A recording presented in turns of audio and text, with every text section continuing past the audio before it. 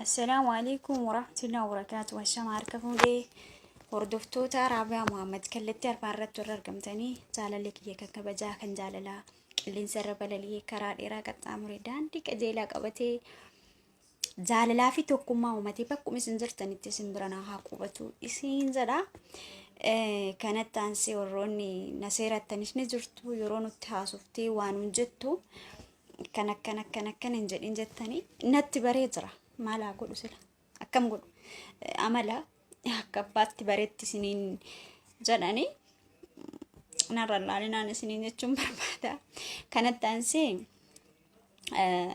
فيديو أرمان درواي دبرتوتا بيارا جراني فوجة لسان ردي نموني با إنو كمتن غلطو من جدا وروني موك هريت التيادنا كتايف التيادني اللي دكان جدا إنس ما إني نرتي من بالبلنا إسني إنس ما لني وروني كتايت التيادن اللي دكان جدا درسي وروت دبرتي بيجارة بعد جبتني في لالش بدا قبضني في جتشورا مالي سنين جتشون بربادة بيتني لقى وانتنا رني سنين جو كون وان أداتي وان أداها أنا سر التكابته قبضني نما كمي فيو برمسة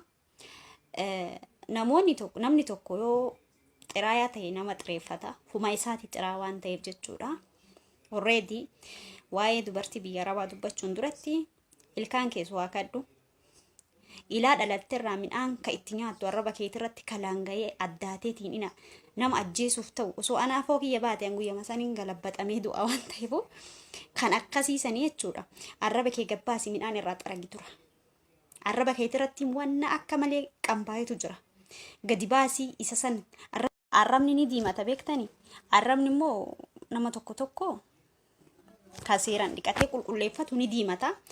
Kan dhiin immoo kan irraan xarayne midhaan irraan xaragne kan gizema ilkaan ofii suwaakatu buruushuma suwaaku sanii yoonta jira kan akka sibiila wayiitti jira. Ani garuu isaaniin fayyadamu buruushuma ilkaaniin dhiqatuun isumaan dhiqaanii.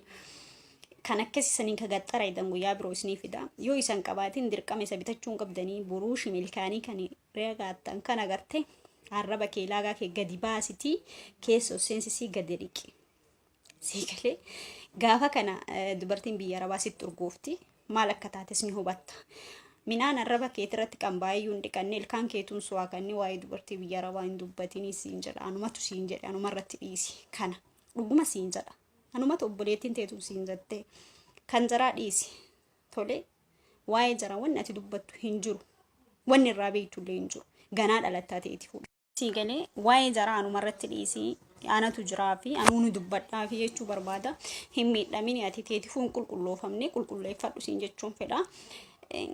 Kanatti aansee shamarran namoota tokkodhaaf warroota amma heerumaa jiranii irratti hinaaffaa adda addaa kaastan warra dhiirallee ta'e warra dubartollee ta'e bannaataachu waan isiniin jootan na dhaga'ame sirriitti na dhaga'a akka kiyya kana maan ta'an isin hinaaffaa hin qabu ani hinaaffaa hin qabu diqqaan heerumee guddaan heerumee 100 heerumanii 50 heerumanii 60 heerumanii miliyoona heerumanii nan galchuani akka nama kamitti nan gammada boosti nan godha horaa bulaa nan jedhaan waan akkasii isinitti haa baru hawwii keessa yoo barbaaddan isinis heerumaa. Eegana masanii ta'e inni 100 heerumu sunu hin ifanne isin maaltu isin ifachiise yoo boostii gochuun barbaadin dhiisaa bira kutaa hin danda'amu wanni akkasii. Kanaaf isinuu hifattee hin jirtu yookiin innuu hin ifanne isin maaltu isin ifachiise meenatti maa ndee maaltu isin cinqeesi waan isin cinqu qaba itti dhiistanii biraan kuttanii.